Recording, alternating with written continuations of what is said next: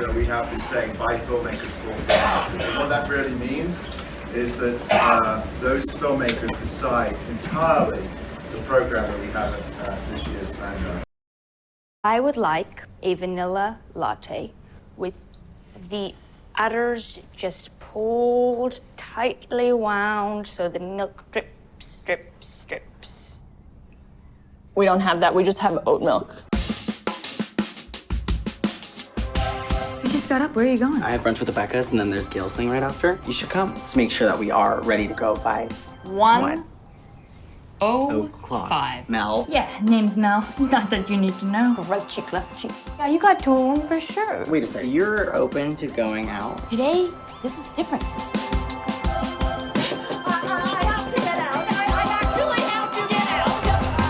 What time is it?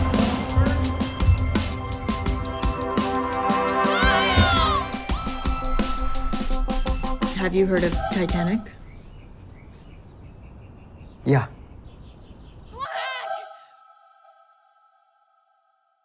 Tell everybody a little bit about your journey to getting to the point where you're making your first short film here.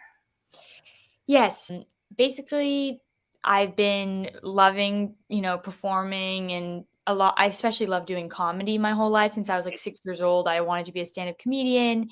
Mostly what happened is I realized I love telling stories and I love being a part of that. And I especially like it when I can make people laugh because I am a very uncomfortable person and I have strange ways of speaking. And basically I was in plays and musicals growing up and all that stuff. And then I auditioned for colleges and theater programs and I went to UCLA for acting. But I definitely wanted to keep writing. And then also throughout all of this, I was dealing with a severe OCD for my since I was about 11. And when I would act and when I would perform, the OCD would subside and I could just be this new character. And so I basically wanted to finally dive into making my first film about what I've been dealing with my whole life. And yeah, it's basically how I got here.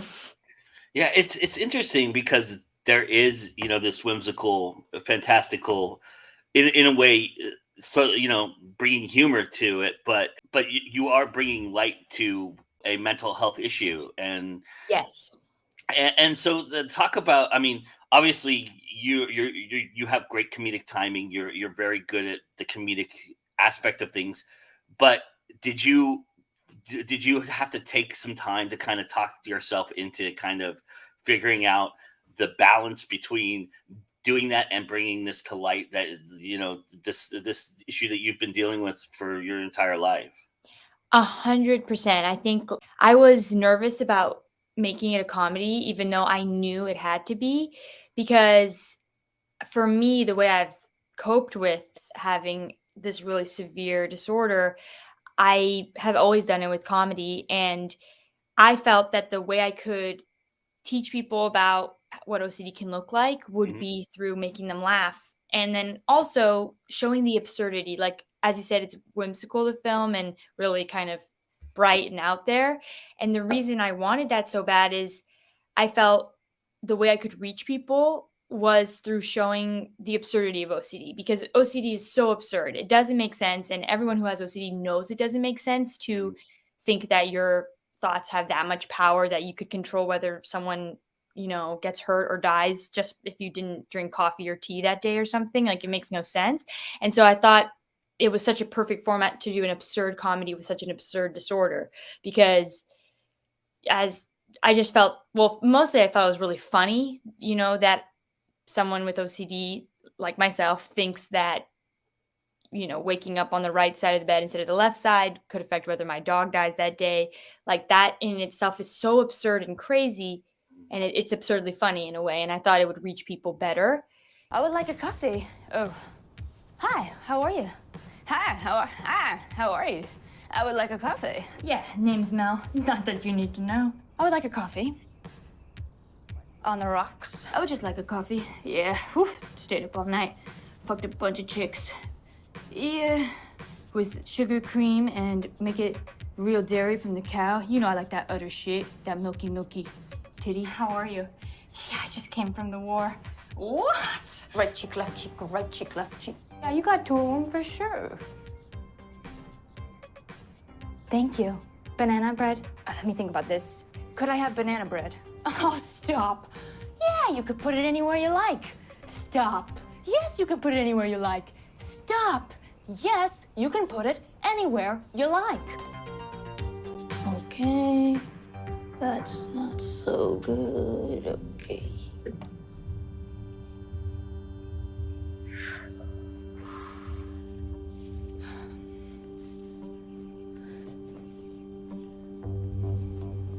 Okay. Oh.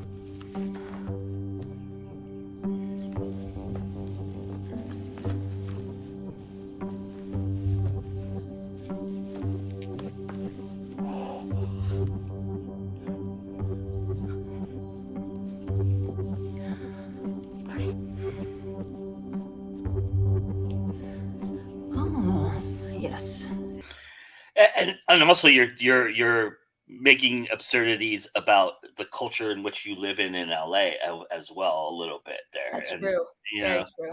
and that kind of balances that all out with that, because like anybody who's ever been or heard about LA, it's kind of playing into that aspect of what it's about. 100. That is 100% true, because what I was trying to do was making everything bright and structured. Like I wanted the world to be so structured in its own way, and everyone's doing their own thing. Everyone has their own stuff they're doing. But if you have this really intense disorder, you're kind of just like barely getting by, just trying to get through this really structured world. And LA is so, you know, it is like a bright, intense world. And if you are struggling to just, you know, be one of that, like, you know, hang out with friends and do what everyone else is doing and just get a coffee without being incredibly judged. I wanted to show the juxtaposition of this really structured, tight knit world like LA and being really mentally ill while living here. I'm going to say too, everybody, beyond this filming, you all need to check out Camille's Instagram, because it's fantastic. You have a real knack with the short form. Is that where you feel like you're most comfortable? Okay, so thank you for talking about my Instagram videos. They're very embarrassing, but thank you. I mostly just love doing improv, whether it's short form or long form doesn't even matter, as long as I can just be very silly and someone else. I just like to be someone else, really. And yeah, I love doing that so much. But the videos, I do hope to one day move into a longer version of being the silly person I am, even though it's going to be harder. But I am trying to make this short film into a feature. I'm in the works of writing it into a feature, but definitely it's an adjustment, because I am used to the short form, you know, kind of ending everything in a shorter way, so I can even be more absurd. Because if it's short, you know, you can just go really crazy and then it has to end. So even if it ends on a cliffhanger, it's fine. But yeah, so I am hoping to make it into the feature form one day, but I do feel very comfortable in the short form. Did you feel the same way about directing that you do about acting? Like you could get lost in it and you kind of lose yourself a little bit? Yes. So this is my first time directing anything. I was very, very scared. I basically begged anyone around me, even if they weren't a director. I was like, can you direct this? Like, please, anyone, just someone direct this. I really didn't feel equipped to direct something I was in that I also wrote and was producing. I was like, okay, how much of an ego can I have? Like, this is too much. But basically what ended up happening is everyone I talked to was like, you know what? This is your brain. This is your illness. And no one's going to understand it like you. It's so specific. And it's also your brand of comedy. It's very strange. You just have to do it yourself. So I was a little bit uncomfortable. I was really nervous. I wasn't as free as I am when I just can perform and do my thing. I mean, honestly, the short film is mostly improvised. Yes, it is scripted, but a lot of those scenes are improvised on my end. I was getting more comfortable as it went. And the main thing I was comfortable with with directing is I've always known that production design is like my favorite thing ever, and making something really, kind of like Edward Scissorhands. I don't know, Mhm. like just bright and Tim Burton-esque, or even Wes Anderson-y, like just having Miranda July, like big colors and just a crazy world around you. I feel like that's more accurate to what's in here, and what a lot of people like, the world doesn't look as realistic in our brains as, you know what I mean? I don't know. Yeah. So No, I get it. Yeah, it's kind of like halfway between being in like a lucid dream and yes, reality. yes, yes, yes.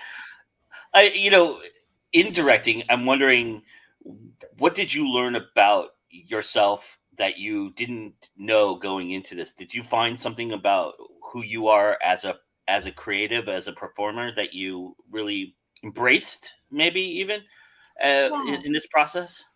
Yeah, I learned a lot actually. I learned that I need to be less insecure. It's very important to just make everyone on set feel like they are being held and that you've got this. So I just pretended. And I also was honest though. And I would basically ask everyone for notes. I asked the PA for notes. I asked the grip, everyone. Everyone gave me their feedback.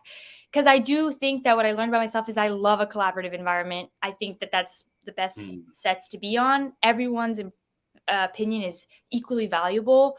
We're all in this together, and we're all like, no one is like superior to anyone on set, in my opinion. At least that's how I like to work. And in the director position, I really was like, I think we're all directors. I know that's intense, but I like the idea that everyone felt like their input was really important and valuable. And I didn't know that about myself before directing, because I've always just been like, I'll do whatever anyone wants. But then I realized, like, in a leadership role, I really do want everyone to feel like an equal. mm, And then I also learned that as a performer, because I was so scared, I was like, I'm going to direct myself in this movie. And I was just like, am I going to be so. I was scared I wasn't going to deliver. And I learned to trust myself because for some reason, when I start improvising, I go all in, and I am grateful that I have that ability. mm. Sometimes it didn't work, and we definitely thank God for my editor. She had to edit a lot of stuff to make anything make sense. I'm curious what advice you might give to somebody who is, having a mental health issue but wants to be creative. You seem to have found a way to channel it. Is that the key? Is to just to find something you're comfortable with channeling it, or do you have a different set of advice for somebody? Yeah, I mean, for me, I've had the hardest time. I used to be very ashamed of it, and I never told anyone. And when people would ask me, when I was doing like a routine for my OCD, which would happen, I mean, it still happens all the time, but especially in high school, it was really intense. And I would just lie and say, "Oh, I'm just like fixing my hair." Or I would just like lie about what I'm doing. Hmm. But what really helped me, and I think would help others, is once you name it, once you figure it out and get the help you need, but also just really just be open about it, talk to other people about it. It actually makes the big scary monster way less scary, because now you're like, yeah, it's a part of me, and obviously I need to work on it and I can't avoid it, but I'm not embarrassed about it. I tell everyone I know now, even if they don't want to know.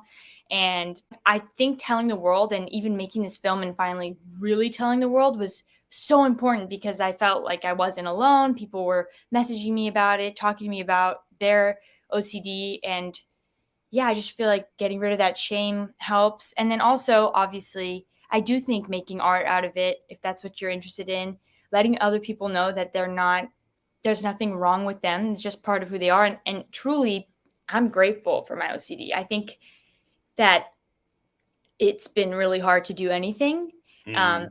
But at the same time, it's part of who I am, and I can't change that. And I think it made me funny. I'm making this vlog because. Oh, sorry about that. I'm making this vlog because I'm making a huge statement about tiny dogs.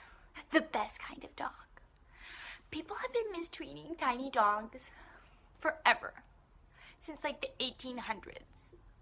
you're still very young in this business, especially, and I, oftentimes when I see actors who have primarily just been actors Yeah, jump into the directing and writing role, it's either one of two things: that they really wanted to do that originally, and acting just was a paid the gig. bills, Yeah. or you get to a point when you're not getting the roles that you really want, like you're getting typecast, or you're getting offers for things that you really, I mean, yeah, you might do the gig because it's paid, or Hmm. and it might give you another different challenge, but you're really taking control of your own career at that Yes. point. Do you feel like that's primarily where you're at right now, and that's why you've taken on the opportunity to do your first film right now and move forward with that? 100%. I think that a lot of the auditions I would go on were for roles that were just insanely, they were so one-dimensional. They were corny. They were maybe hurting society. They were really just tough, tough roles out there. Some of them were fine too, and were just funny, normal roles. But I think with this film, I was like, I don't know, my whole life, I felt no one has been making media, film, TV about OCD or about mental health in a very specific way. I mean, there's obviously films about depression and stuff like that, but I really felt that I have not seen myself in film and TV and my disorder. And I knew that a lot of people have OCD, and I also knew that people that don't have OCD think that OCD is something entirely different. They think OCD is being like clean and tidy and like anal and color coding their pens and stuff. My whole life I was like, do I have OCD? Because that's not what I have. Mm. And when I realized that OCD is completely can be very, very different from that, and I just wanted to, it was so important to me to make a role, to be in a role and to be in a film that has depth and also really dives into this mental illness and doesn't just make it like a quirky character trait, that's Mhm. like the best friend or something. Mm. It's so much more serious and it can be so debilitating. And it has been. So I was like, I really want to make a role that's meaty like this. And like you said, I was in so many roles that were pretty one dimensional or just auditioning for things that were one dimensional. And yeah, I was basically dying to be in something that was truthful to me. Nice. That's awesome. Congratulations. That's Thank really that's really bold, and I know that that's probably very scary, but that's really awesome. I thank you. applaud you tremendously for that. Thank you so I really much. Yeah, do. I was really scared. It basically took me 3 years to write the short, which is crazy because it's 13 pages. It should not have taken me that long. But basically what was happening is my OCD was getting in the way. Every time I would write a page, my OCD, which is it's it would just tell me like, "Oh, you can't finish this. Like something bad will happen if you finish this." And it was just, telling me all these things that weren't true, and it took me forever to finish the film. And finally when I did, I was like, I have to ignore all the intrusive thoughts and I just have to go for it because those intrusive thoughts are absurd and I'm making an absurd comedy about this. Nice. I'm curious. You have some wonderful actors in this film too, Yes. and some really good co-stars. Talk a little bit about what they brought to the role that you didn't have going into the script and into the filming. They brought it to life. Honestly, I feel so lucky. I met them all at UCLA theater, Right. and I mean, I already had most of them in mind when I was writing it. Jake Dvorsky plays Kyle, and he's my roommate in it. And I just knew he was always getting that role. He's not exactly like Kyle, but he is a very put together kind of businessy man, and he's got it all going on. And we did share a room for 4 years. So I've always wanted to write about that because that is crazy, and it was crazy. And truthfully, he brought so much to the role because he knew about my OCD. We've been best friends since I was like in sixth grade because we also Uh, went to high school together and middle school. And he's known about my OCD. He's known all the shame and all the tough parts of about it. So I knew he would understand how important it was in that scene to really clock in with Mel, my character, and be like, are you sure you can hang out with us? Are you sure that that's something you can do today? Because I know that it's not going to happen, basically. And so, yeah, I wanted someone who understood the depth of just, it's not like, oh, like, are you going to hang out with us today? It wasn't a casual thing. It's everything so weighted, even if it seems like it should be casual. And then with Renee, Adam Turney, who plays Renee, my other roommate, I mean, he is, I think, one of the most talented and hilarious humans. This is his Fantastic, first isn't it? short film. Yeah, he's fantastic. And this is his first short film ever, which is crazy, That's crazy. awesome. And I really hope that he has the most fruitful career because he deserves it so much. He just made us laugh so much on set. And I was like, he's also a yoga instructor in real life. And so I knew that he could bring that to the role and bring, it's such a calmness, but also beautiful zenness to it. And then lastly, the barista, whose name is Carrie, but in real life, her name is Sydney Heller. She is actually a viral comedian and also went to UCLA. She is just, again, one of the funniest people I know. I knew that scene I was the most nervous about when writing it. I was like, oh, I'm not sure if this is going to land. I don't want the barista to seem I didn't want the barista to seem like too dismissive. I wanted almost like Mel to be the reason, because Mel is not that great in the scene. She's having an explosion of anxiety. And I just thought she did such a good job making it her own. And she was so funny. So yeah, they just made it. They're just all brilliant comedians. And I just got really lucky to have them in it, really. I have a really ridiculously stupid question to ask you. I can't wait. I have to know, do you own the chicken suit? Is it yours? And I love that. I love that question. You know what? I actually think I do still have it. I do own it. I didn't own it before. I bought it for the film. I do believe I have it. Did it feel good to just let loose with that? Oh, it felt amazing. I remember when I put it on and I did that run, the entire crew was just like I remember the cameraman was just like everyone was mostly scared and it wasn't supposed to be scary. But yeah, I don't know. Something just happened when I put that chicken suit on and I started balking and I don't know. It just felt really right.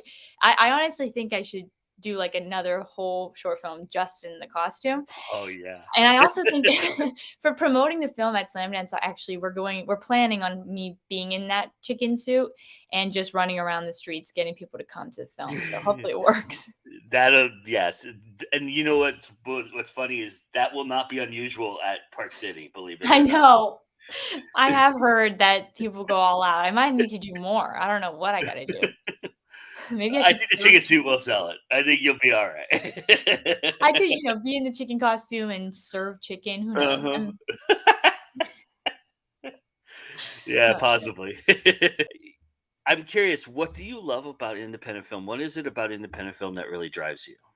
So Slamdance is and was and always will be my dream festival. I feel, know independent films so truly. I mean, the whole concept behind their festival is so aligned with what I love about indie films, is that it's people who are really just passionate, so passionate. They have a story they need to tell and they have no money. And I love that. I think it's the most beautiful thing on earth. I think it's what matters about, I mean, you don't need to have no money. Hopefully, eventually every filmmaker has enough money to make a bigger budget film, but it is just so truthful to how passionate they must be because there isn't that, huge fund behind it. And the fact that these stories, like the best indie films are the ones where the story is conveyed and it doesn't matter if it was, $10 million budget or $10 budget because the story is so truthful to them or it's just they're just so passionate about it. Even if we don't understand the story, I just love when an indie film goes all in. They just know their voice. And a lot of films that are more commercial, I feel they don't even know the voice. I mean, it depends, but a lot of commercial films, they don't really know what they're trying to say. There is no true voice. It's just what's going to sell, whatever. And yeah, I mean, my favorite movies, Napoleon Dynamite is a Slamdance film, or it was, the short film was. And yeah, I mean, that's my favorite thing ever. Like, I don't really care if it makes that much sense. I just love that the people care about it and they're passionate and they're doing it.